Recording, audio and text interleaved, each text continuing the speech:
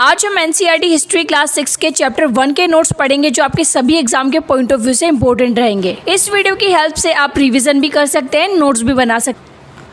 History की class 6 का chapter 1 है क्या, कब, कहाँ और कैसे, जिसका फर्स्ट इंपॉर्टेंट पॉइंट है कुशल संग्राहक। संग्राहक यानी होता है इकट्ठा करने वाला। तो जो व्यक्ति अपने भोजन के लिए जड़ों फलों को एकत्रित करता है उन्हें कुशाल संग्राहक कहा जाता है। सेकंड इंपॉर्टेंट पॉइंट है नर्मदा नदी। नर्मदा नदी अमरकंटक के पास एक पहाड़ी से निकलती है जो भारत में पूर्व से पश्चिम की ओर बहती है। भारत की दो प्रमुख ऐसी नदियां हैं जो पूर्व से पश्चिम की ओर बहती है। तो पहला है नर्मदा और दूसरा है ताप्ती। इसी चैप्टर के मैप में आप देख सकते हैं ये है नर्मदा एंड यहाँ पर रही ताप्ती। यहीं पर आपका पॉइंट थर्ड बन जाएगा कि नर्मदा के उत्तर में है विंध्य की पहाड़ियां और दक्षिण में सतपुड़ा की पहाड़ियां। वहीं पर ताप्ती के उत्तर में है सतपुड़ा की पहाड़ियां और दक्षिण में है अजंता की पहाड़ियां। यहाँ मैंने श्रेणी वर्ड यूज किया है। तो श्रेणी वर्ड भी पहाड़ी के लिए इस्तेमाल होता है। आपने कई बार पहाड़ियों को ऐसे कतार में एक लाइन में देखा होगा, इसलिए इन्हें श्रेणियां भी कहा जाता है। पॉइंट 4, सबसे पहले गेहूं तथा जौ जैसी फसलों का उपजाऊ उत्तर पश्चिमी के सुलेमान और किरथर पहाड़ियों के आसपास किया गया था, वो भी आज से लगभग 8000 साल पहले। चावल का उपजाऊ सबसे पहले उत्तर पूर्व के गारो तथा मध्य भारत में विंध्य पहाड़ियों के आसपास किया गया था।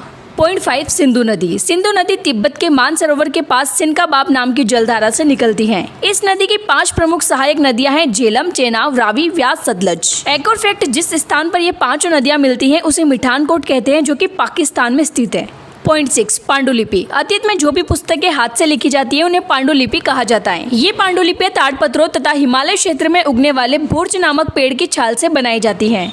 पॉइंट 7, अपने देश का नाम कैसे आया। अपने देश के लिए हम इंडिया तथा भारत जैसे नामों का उपयोग करते हैं। इंडिया शब्द इंडस से निकलता है जिसे संस्कृत में सिंधु कहा जाता है। लगभग 2500 वर्ष पूर्व उत्तर पश्चिम की ओर से आने वाले ईरानियों व यूनानियों ने सिंधु को हिंदोस व इंदोस कहा तथा इस नदी के पूर्व में स्थित भूमि प्रदेश को इंडिया कहा। इस भारत नाम का प्रयोग उत्तर पश्चिम में रहने वाले लोगों के एक समूह के लिए किया जाता था। बाद में फिर इसका प्रयोग अपने देश के लिए किया जाने लगा। पॉइंट 8, इतिहास और तिथियां। इसमें बीसी और एडी का कंसेप्ट क्लियर किया है। बीसी यानी बिफोर क्राइस्ट यानी ईसा के जन्म से पहले का समय। एडी यानी एनो डोमिनी यानी ईसा के जन्म के बाद का समय। यहाँ पर ईसा का मतलब है ईसा धर्म के जो प्रवर्तक है ईसा मसीह, उनके बर्थ के टाइम के ड्यूरेशन पे आपका टाइम पीरियड का डिसाइड किया जाता है।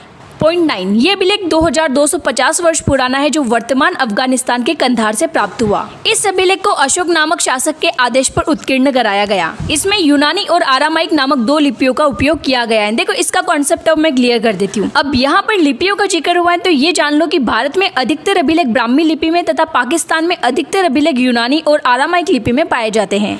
इस इनबॉक्स की डेट्स आपके एग्जाम के पॉइंट ऑफ व्यू से इंपॉर्टेंट हो सकती हैं। इन